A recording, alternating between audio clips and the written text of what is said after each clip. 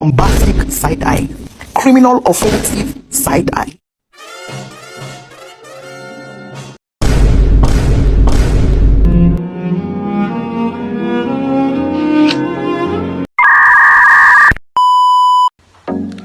Halo guys, perkenalkan nama saya Adita Putri Rizkila dari Prodi Manajemen Pendidikan Islam dengan NIM 2320529.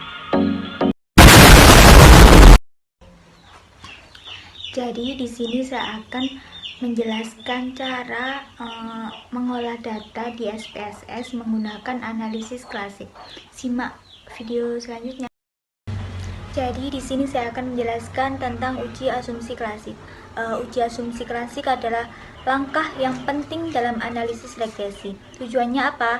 Memastikan hasil regresi itu valid dan tidak menyesatkan.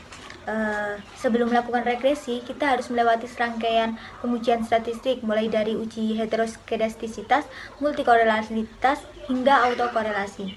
Jika asumsi ini dilanggar, maka hasil analisis bisa jadi tidak akurat. Kesimpulan yang diambil pun bisa keliru.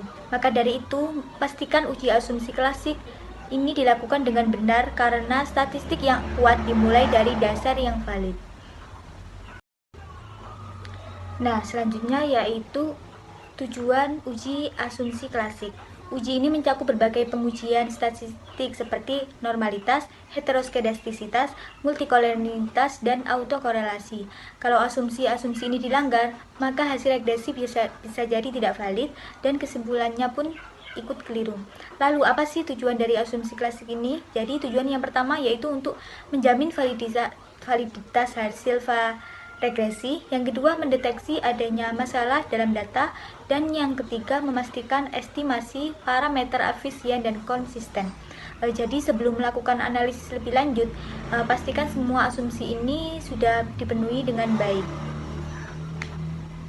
Selanjutnya kita masuk ke uji multikolinialitas. Jadi di uji multikolinialitas ini dilakukan saat kita menjalankan regresi linear berganda. Tujuannya apa? Untuk mengetahui apakah antar variabel independen saling berkorelasi kuat. Multikolinialitas ini terjadi jika dua atau lebih variabel bebas saling mempengaruhi satu sama lain. Ini bisa membuat model regresi menjadi tidak stabil.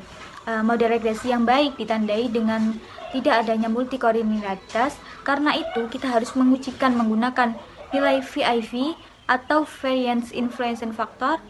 Jika nilai VIV kurang dari 10 artinya tidak ada multikolinialitas. Sedangkan jika toleransi lebih dari 0,10 maka ada indikasi multikolinialitas. Menghindari multikolinialitas ini adalah langkah penting agar analisis regresi kita valid dan akurat. Tutorial uji multikolinialitas. Jadi kita masuk ke SPSS terlebih dahulu, langsung kita ke variable view dan kita langsung kasih nama. Di sini saya menggunakan motivasi. Yang kedua yaitu minat, dan yang ketiga prestasi belajar.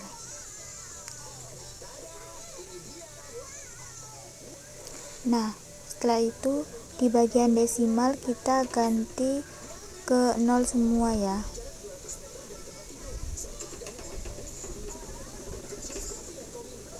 Setelah itu kita ke measure, kita ganti ke scale. Nah, setelah itu kita masuk ke data view. Berhubung datanya sudah saya salin, langsung saja kita tempel datanya. Nah, jika sudah, kita langsung ke analyze. Kita masuk ke regression, kita pilih linear. Nah, di sini motivasi kita masukkan ke independen, minat kita masukkan juga ke independen, dan prestasi belajar kita masukkan ke dependen.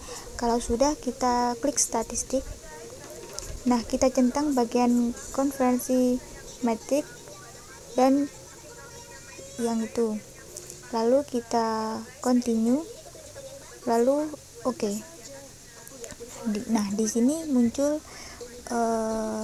outputnya. Kita ke konvensi. Kesimpulan hasil output uji multikolinialitas.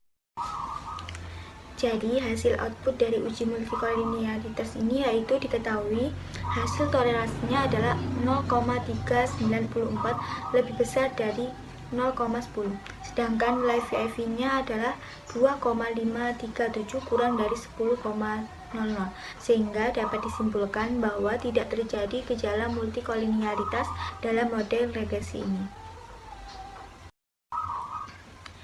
Selanjutnya yaitu kita masuk ke uji autokorelasi. Jadi di uji autokorelasi ini menguji apakah terdapat korelasi antar residual dan dari observasi yang berdekatan, umumnya pada data tim series. Uji ini bisa digunakan dengan uji dari Pinwelson atau DW test. Dasar pengambilan keputusan dalam uji autokorelasi dari Pinwelson ini yang pertama, jika D lebih kecil dari DL atau D lebih besar dari 4 min DL, maka hipotesis 0 ditolak, artinya terdapat autokorelasi. Yang kedua, jika D lebih kecil dari DU lebih kecil dari 4 min DU, maka hipotesis 0 diterima, artinya tidak terdapat autokorelasi. Dan yang ketiga, jika DL lebih kecil dari D lebih kecil dari DU dan 4 min DU lebih kecil dari D lebih kecil dari 4 min DL, artinya tidak dapat kesimpulan. Tutorial uji autokorelasi. Jadi pertama-tama kita masuk ke SPSS terlebih dahulu, lalu kita ke variable view dan kita masukkan nama variabelnya, yaitu saya menggunakan harga, lalu kualitas produk,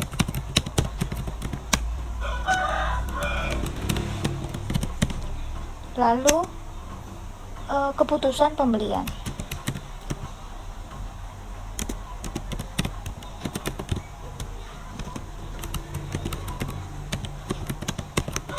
Nah, kalau sudah di desimalnya ini kita ganti ke 0 semua.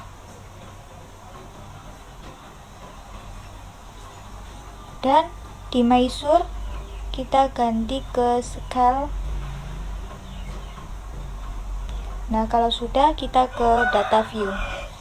Nah, berhubung saya sudah copy datanya, langsung saja kita tempel. Nah, kita lihat datanya sudah lengkap atau belum. Kalau sudah, kita ke analyze, lalu ke regression, ke linear. Nah, kita masukkan harga ini ke kolom independen, lalu kualitas produk juga ke kolom independen, dan keputusan pembelian ini di dependen. Kalau sudah, kita klik statistik, kita pilih Darben Watson, lalu kita continue, lalu kita OK. Nah, di sini kita lihat di model summary-nya.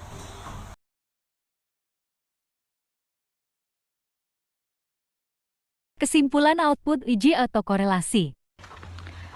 Nah, untuk hasil output uji autokorelasi ini, kita bisa lihat ke tabel model summary.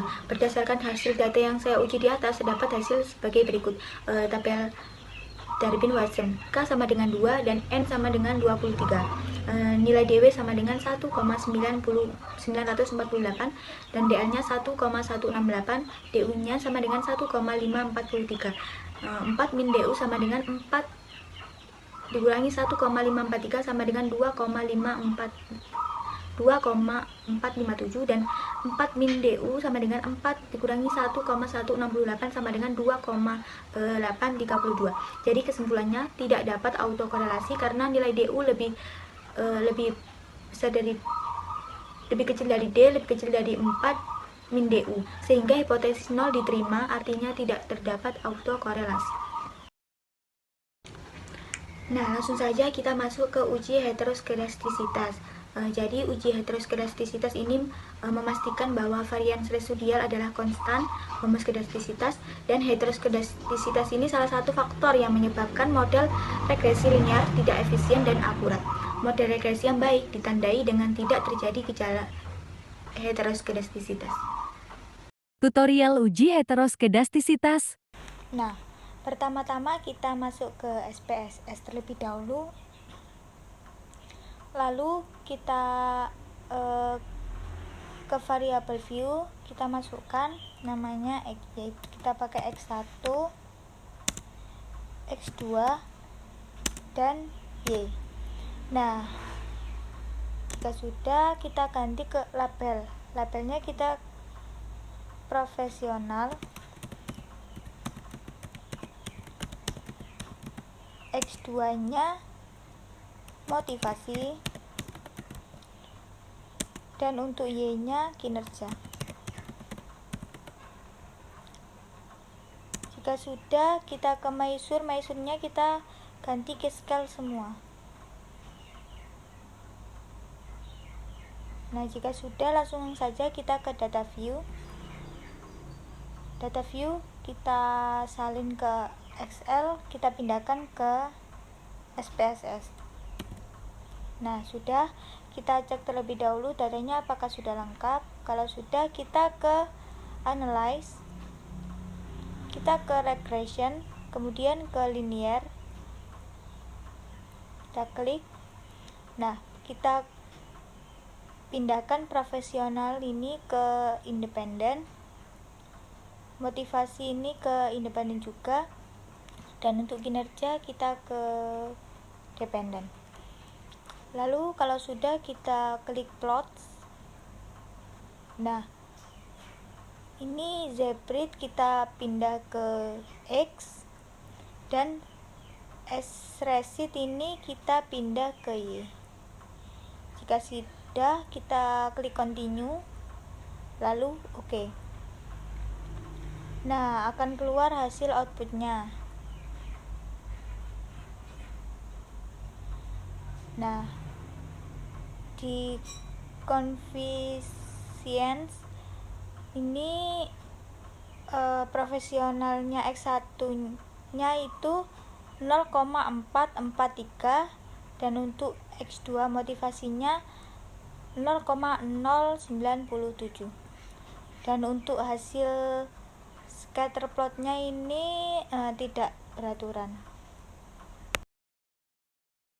Kesimpulan hasil output heteroskedastisitas. Nah, untuk hasil uji heteroskedastisitas ini kita lihat di bagian koefisiennya, yaitu kesimpulannya X1 tidak signifikan karena nilai P kurang dari value 0,443, lebih kecil daripada 0,05, sehingga X1 tidak terjadi gejala heteroskedastisitas. Untuk analisis output scatter plot di SPSS, kesimpulannya yaitu berdasarkan output scatter plot di samping, diketahui bahwa penyebaran titik-titik data tidak membentuk pola dan tidak berpola.